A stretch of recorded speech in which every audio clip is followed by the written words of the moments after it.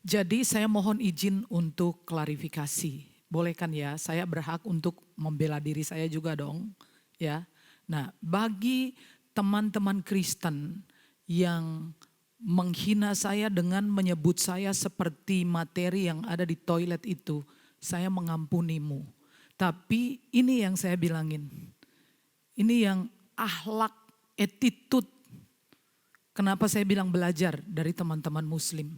Mereka sangat menghormati pemimpin mereka. Dalam firman Tuhan, 1 Timotius 5 ayat 17. Penatua-penatua yang baik pimpinannya harus dihormati 2 kali lipat, terutama mereka yang berkhotbah dan mengajar. Jelas ya, saya tidak minta dihormati.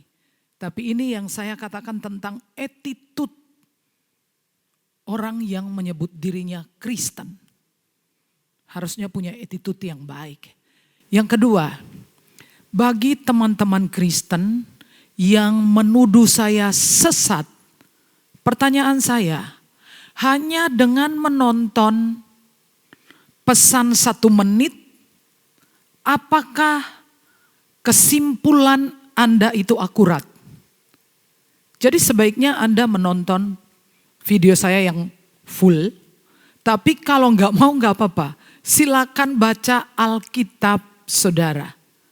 Baca Alkitab. Sudah selesai baca Alkitab enggak? Dari Kejadian sampai Wahyu. Yang ketiga, bagi teman-teman Kristen yang mengatakan kepada saya, mengusir saya, mengatakan keluar dari Kristen, berhenti jadi pendeta, jadilah ustazah supaya kamu dihormati, supaya kamu terkenal dan kamu mendapat banyak cuan. Dengarkan saya. Secara tidak langsung Anda sedang membangun opini bahwa menjadi pendeta perempuan atau ustazah adalah profesi untuk cari cuan, untuk minta dihormati. Saya kalau mau cari cuan, saya lebih memilih jadi anggota dewan. Di sana banyak uang. Karena tanya kepada Ibu Krisdayanti, pernah spill tentang berapa gaji dan tunjangan lain-lain dari anggota DPR. Dan lagi pula saya ingin katakan, kalau saya jadi mualaf, kalau saya jadi ustazah, apakah saya merugikan seseorang? Apakah sanak keluarga saudara dirugikan? Karena keselamatan itu adalah pilihan kita secara pribadi. Saya kasih contoh.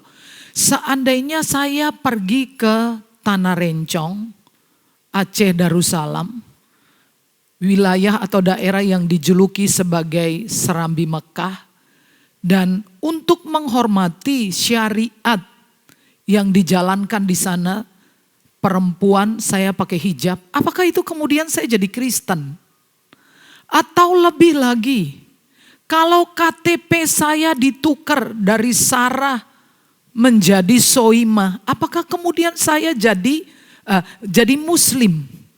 Apakah semudah itu menjadi Muslim? Kalau saya jadi ustazah atau jadi Muslim, maka saya ingin menjadi Muslim yang lebih dari biasa. Sebelum jadi ustazah, saya harus mikir, saya harus menghafal Al-Quran dari awal sampai akhir 1 buku itu. Bisa enggak? Sedangkan saya 30 tahun jadi pendeta. Belum ada 10% dari Alkitab yang saya hafal.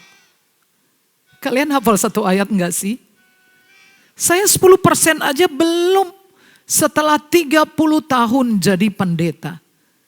Lagi pula teman-teman muslim itu mengatakan di dalam komen-komen mereka, semoga ibu dapat hidayah. Artinya menjadi muslim itu adalah hidayah. Itu rahmat dari Tuhan Allah mereka.